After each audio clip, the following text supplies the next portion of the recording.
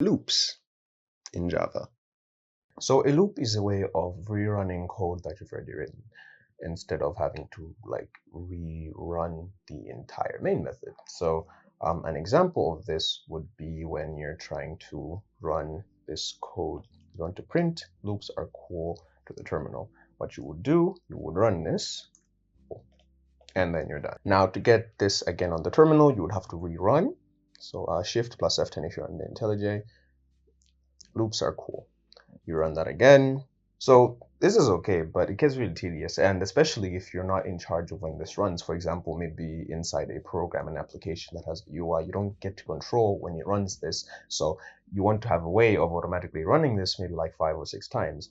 How do you do that? You would use a loop. So let's get started. The first loop we're going to be going through is going to be the while loop, and the way you would set up a while loop is just by tapping while, all lowercase, and then you want to have some brackets, parenthesis, whichever one you decide to name it, and then a bunch of curly braces.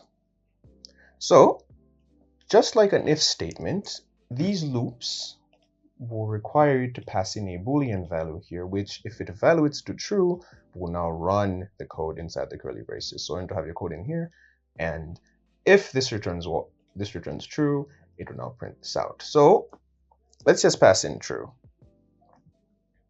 right? And let's run it. All right, so we are currently running, and as you can see, we're just going. We won't stop running because it runs this code.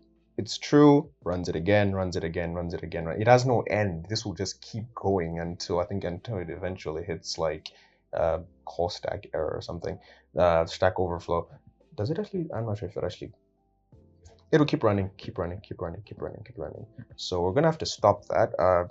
Control plus F2 on IntelliJ to actually stop it. So as you can see, we had to stop it. It would never stop running. While true, we're gonna say loops are cool. So the way you would stop this is by having something like a number. So we're gonna say int c. So what we're gonna do is in here, when we're done printing that out, we're just going to say C++. That's pretty cool, isn't it? And oh, okay, yeah, C needs to be static because we're using it inside a static method. So C++.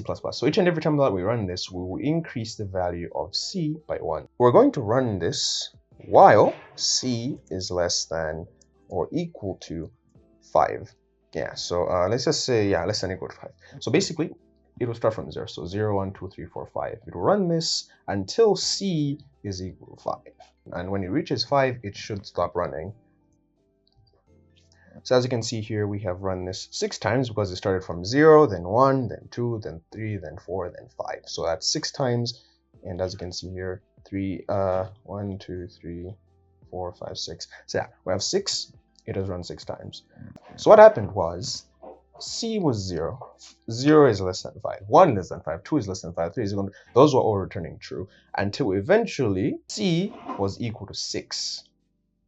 So it is not less than or equal to, so it returned false. That's why it was able to stop. So while this returns true, we will loop the code. When it returns false, we will stop. The second loop we have is a do while loop. So I'm gonna do lowercase, open and close curly braces, while again, and brackets, semicolon to terminate it. So this is how you would have a do while loop. So like you can see, we have do. This is where the code goes that we want to run. So in our case, it's gonna be loops are cool, and then in here, once again, Boolean value. Run this code so long as the condition is true. We're just gonna say while C is less than or equal to 5. And in fact, let's just say it's less than, because that way it will print exactly 5 times, which is exactly what we want. And then in here, C++. It's a greatly named language, okay? I really love the name, not the language itself. Let's run this. So as you can see, loops are cool, loops are cool, loops are cool, loops are cool, loops are cool. So this ran exactly 5 times because it started from 0, 0 to 4, that's 5. 0, 1, 2, 3, 4, 5 times. So this is what a do while loop looks like. Now, considering these two are so similar, why would you want to use one over the other? Well, the main difference between these two is that the while loop will only run the code that is within the loop if this returns to true. So this is like an if statement. If this evaluates to false, this will never be run, not even once. On the other hand, the do while loop will run the code at least once and then see the condition. So it'll run the code and then see if this is true. If it returns false, then you have run it once and you've finished.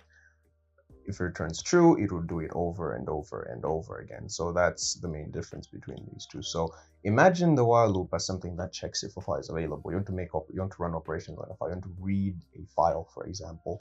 If the file doesn't exist, you will not get any print statement. Because the file doesn't exist, you're going to get a problem. You're going to get a file not found exception. So that's the importance of the while loop. The do while will attempt to run it anyways, but you'll get a missing file exception, file not found exception, because there's no file to begin with. So that's the main difference between these two and why you would want to use while over do while. Now the last, but certainly not least, is the most complicated one of them all, the for loop.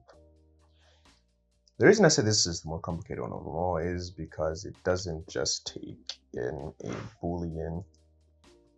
It doesn't just take in a Boolean and loops. No, this one is hard stuff. So what do we do here? Well, pay attention. You need to understand this. So you need to declare a numerical value, a numerical data type rather. So you can have int. Int is the default in Java, and this is one that you use the most. So you can have an int here. It's typically an int. You can also have a byte. Now you can have a byte. You can have a short.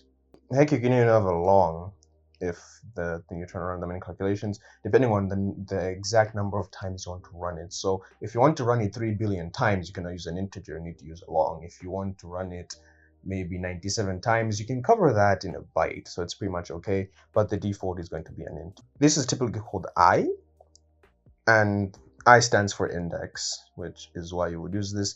So it stands for index, but like any other verb, you can name this whatever you want, right? But I typically call this I. And then you're going to assign this to 0.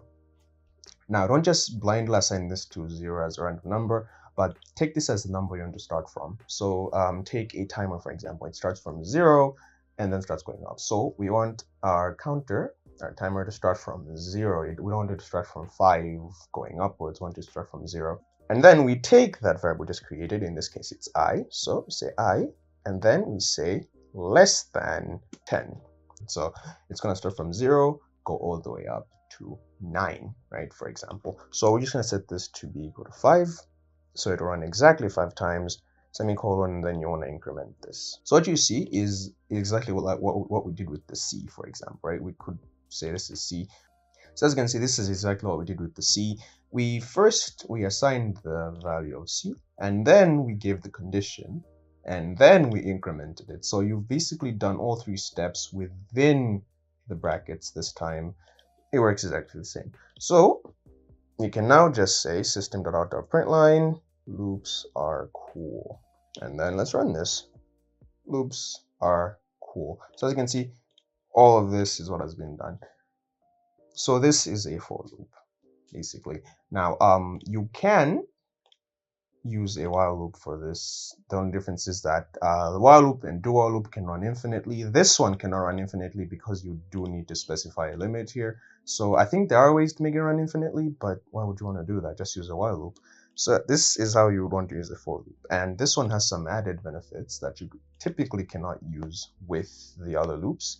And it's this variable that we have here. So as you can see, as it iterates through each and every value from 0 to 1 to 2 to 3, this C is holding that value, which means we can actually use it and print numbers out. So we want to print out C. So as you can see, loops are cool 0, loops are cool 1, loops are cool 2, loops are cool 3, loops are cool 4. So that's going to be it for the 3 loops that we set out to explain in this video. There is another one which is just like a cousin, like a sibling to the for loop. It's called a for each loop, but for that one you do need to use something called a Java collection. So right now, really not important to learn. All you need to know is that the for loop, this is actually what happens for it to work. So I hope you've learned a little something from the video. If you did, you can leave a like, subscribe if you want to learn more about Java, because I make these Java for Beginners tutorials at least once a week, so you don't want to miss it when I post that. So please click the subscribe button with notifications on so you get notified. Comment down below if you have something to add, something to take away, um, if you don't understand something, all that good stuff. Comment down below. But with that being said, really hope you guys have a great one. Peace out.